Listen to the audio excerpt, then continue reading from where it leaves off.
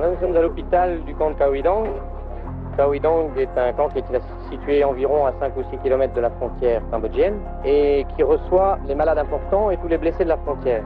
Alors, les blessés de la frontière, c'est en général des blessés par mine, des blessés par balle. Si on peut dire schématiquement que la Croix-Rouge s'occupe en urgence de sauver la vie de ces gens-là, ensuite se pose le problème de leur réinsertion dans une vie sociale minimale. Et pour ce faire, il est absolument indispensable de les accompagner.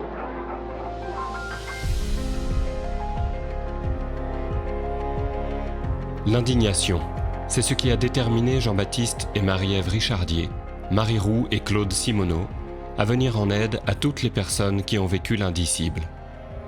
Présent dans les camps de réfugiés cambodgiens à la frontière thaïlandaise, il lance l'association Opération Handicap International afin que toutes les personnes amputées suite à l'explosion d'une mine soient incluses dans l'aide humanitaire et la chaîne de soins. Une des règles fondamentales de la fabrication des prothèses, c'est d'utiliser des matériaux locaux et peu onéreux comme le bambou, le bois et le cuir que les Khmers savent travailler de manière à ce qu'ils puissent, dans n'importe quelle condition et après notre départ, réparer et fabriquer leurs prothèses eux-mêmes. Technologie appropriée, autonomie, les termes fondateurs de l'association aujourd'hui nommée Handicap International, Humanity and Inclusion, ou plus simplement HI, étaient posés. S'inspirant d'une technique simple d'appareillage développée en Afrique, les équipes de HI s'assurent que les personnes appareillées puissent fabriquer et réparer leurs prothèses elles-mêmes et qu'elles puissent se projeter dans un nouvel avenir. Mais le défi ne s'arrête pas là. L'autonomie des personnes passe immanquablement par leur capacité à subvenir à leurs besoins et à ceux de leurs proches, à accéder aux services de soins et d'éducation et à défendre leurs droits. En d'autres mots, reconquérir leur dignité. Le champ d'action de HI s'est étendu dès les années 1990 pour aider les personnes touchées par tout type de handicap dans la plupart des aspects de leur vie et à travers la défense de leurs droits. L'intervention dans les orphelinats en Roumanie, en 1990, sera le premier projet de santé mentale de l'association. Nos équipes apporteront également un soutien psychosocial dans la durée aux survivants du génocide des Tutsis au Rwanda de 1994.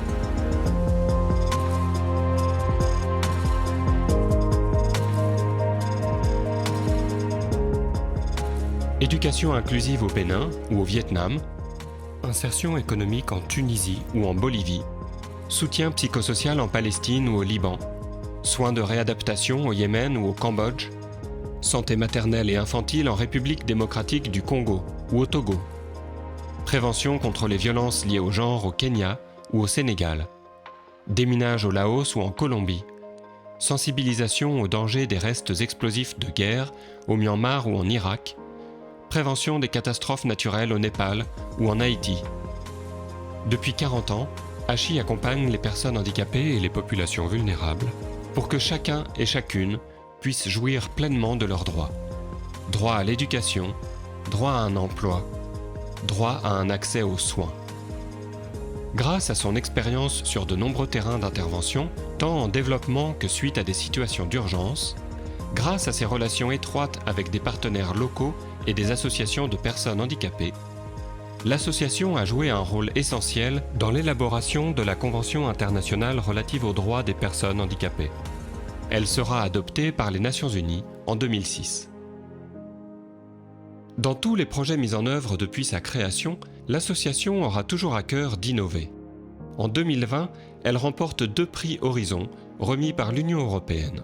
Ces prix mettent en lumière la capacité de HI à innover et à créer des solutions pragmatiques et efficaces dans des pays en développement, des situations de conflit ou des catastrophes.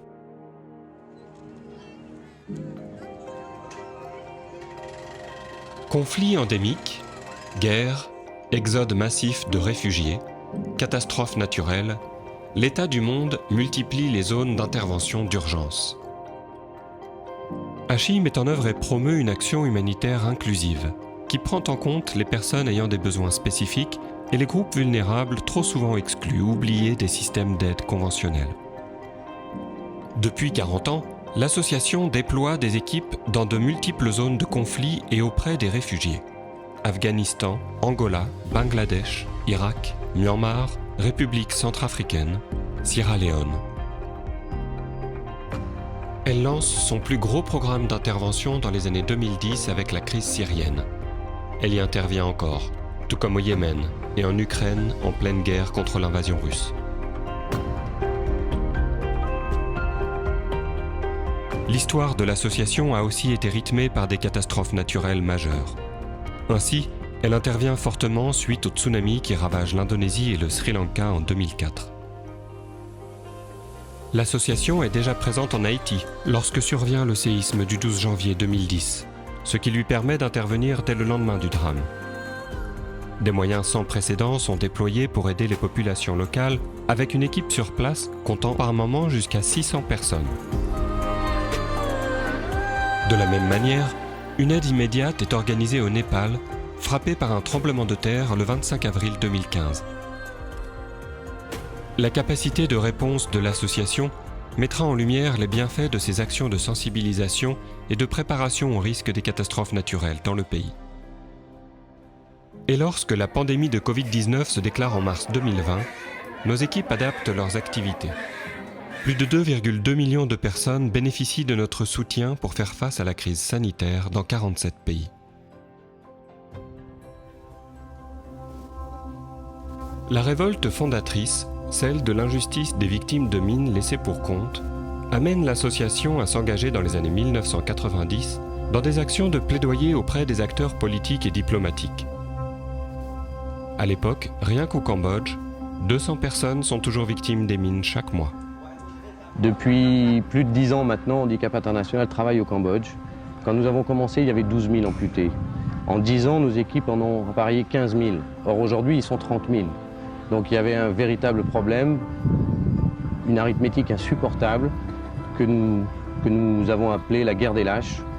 Et l'association a décidé de faire quelque chose. Après avoir ouvert un premier programme de déminage au Cambodge, ACHI lance la campagne internationale pour interdire les mines antipersonnelles avec 5 autres associations internationales. La société civile est interpellée et un manifeste « Arrêtons les massacres de la guerre des lâches » recueillera 600 000 signatures. Cette mobilisation citoyenne se concrétisera entre autres lors de l'événement phare annuel de l'association, les Pyramides de chaussures, en France, au Luxembourg, au Royaume-Uni.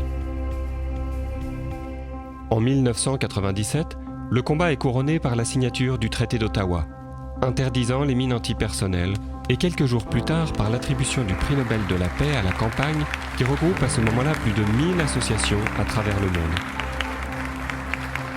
Le lien que l'association a tissé avec ses soutiens s'est noué à partir d'une information transparente sur ses programmes et sa philosophie d'action.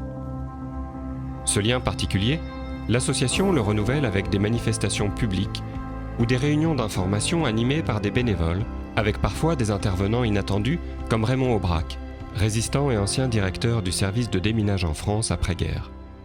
Dans l'ensemble de la trajectoire de Handicap International, ce qui me frappe, c'est que cette organisation non gouvernementale, partie d'un petit noyau d'hommes et de femmes soucieux d'aide humanitaire, est arrivée à mobiliser suffisamment l'opinion en France et dans d'autres pays pour arriver à obtenir la signature d'un traité.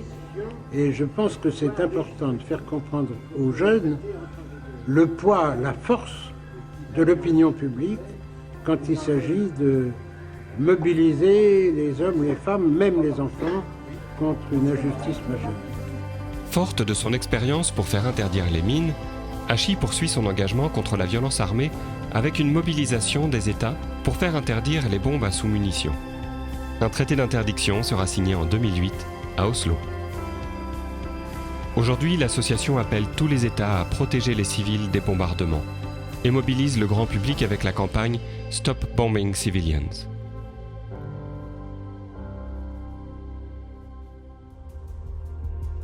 Au fil de ces 40 années, l'organisation ACHI a évolué pour répondre aux différents défis humanitaires et géopolitiques de l'époque. Au cours des années 1990, l'ONG Action Nord-Sud fusionne avec ACHI, puis c'est au tour d'Atlas Logistique de s'unir à l'association en 2006 pour renforcer sa capacité de réponse aux urgences. Depuis, Atlas Logistique est l'unité opérationnelle de HI spécialisée dans l'acheminement de l'aide et le soutien logistique aux organisations et systèmes humanitaires.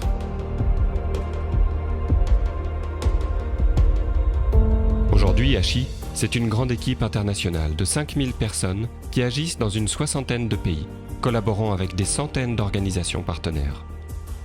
L'ensemble de ces compétences et de ces talents, un formidable capital d'expérience et d'expertise, sont réunis pour répondre à des besoins toujours plus grands, pour relever des défis opérationnels majeurs, dans le respect de nos principes éthiques.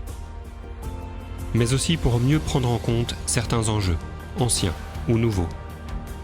Renforcer l'inclusion, garantir la protection, approfondir la redevabilité, limiter notre empreinte environnementale, développer et valoriser la diversité, avec pour boussole nos 4 valeurs, l'humanité, l'inclusion, l'engagement et l'intégrité.